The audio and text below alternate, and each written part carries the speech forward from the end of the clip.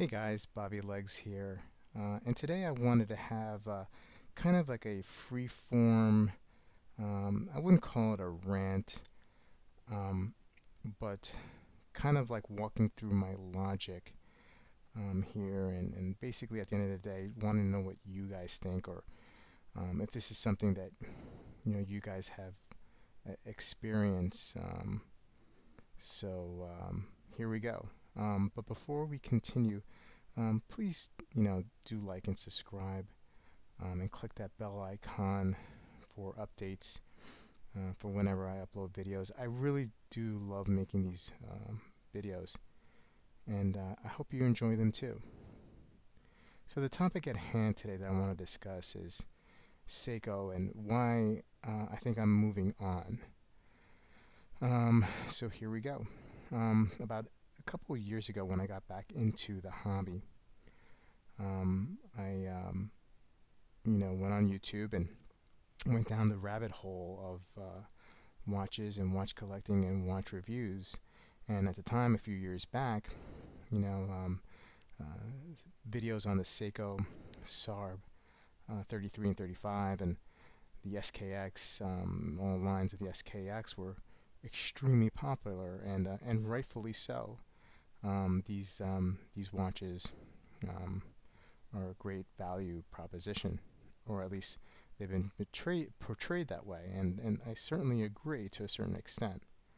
Um, Also, at the time, if you wanted to, well, if I, when I ever looked up watches, most of the returns or most of the search results were Seiko or Rolex and whatnot. So it was kind of like hard not to come across a Seiko video.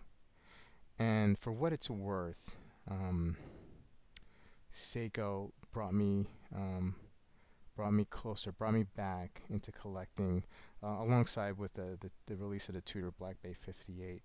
But Seiko also had a hand in there, and I drank the Kool-Aid. You know, I got the SKX and I got the SARB, and for the price, I thought these were great watches, and they are, guys. They really are. Um, but now I'm at the point in my collection where my tastes have changed, and that's just my experience. You may have a different experience, and that's okay too. But for me, Seiko, was a bridge to other brands and watches that interest me. Um, I was trying to think of an analogy all day, and there was this show called House on Fox, and House was a doctor who specialized, I think, like in infectious diseases or something to that. But he had a team of other doctors that worked for him and with him to come up with diagnoses, and most times they were wrong, but they got him to the right diagnosis. So he needed them. He needed them to be wrong for him to come up with the right answer. And so I needed Seiko, basically, to get me to where I am today, where my tastes lie. Um, so these days, I find um, some other luxury brands more in my wheelhouse. Mechanical watches, especially. Um,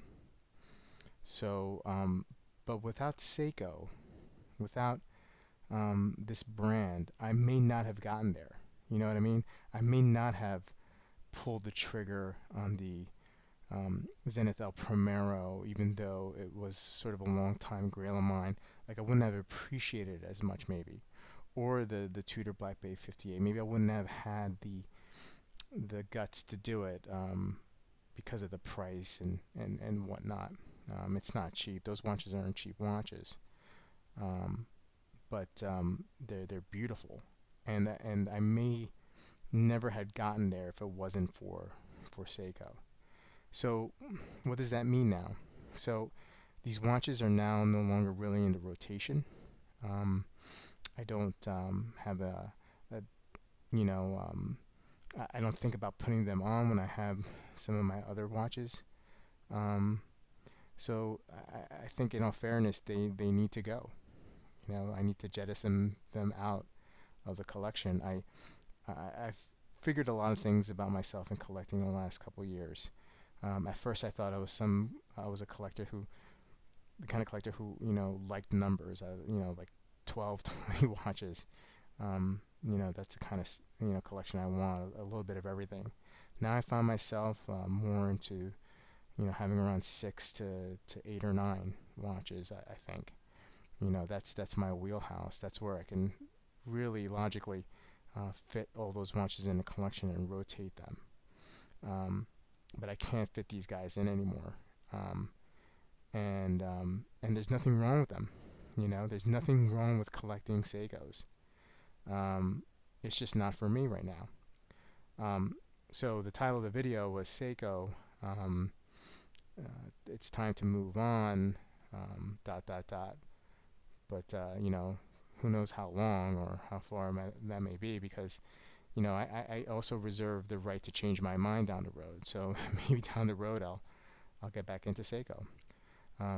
Having a or starting or trying to start a watch review channel, I can't be discriminative. If Seikos are still hot watches, or they come out with a hot line, then I'll have to review them and or buy them and flip them. So I'm talking about my personal collection. That maybe it's time to move on. So anyway, I would love to hear what you guys think. Has this happened to you with Seiko or with another brand or a type of watch or whatnot? Has your taste changed? Was there a brand like Seiko for me that helped me get to where my preferences and tastes are? Please put a comment below, and I'll see you guys soon with a new video.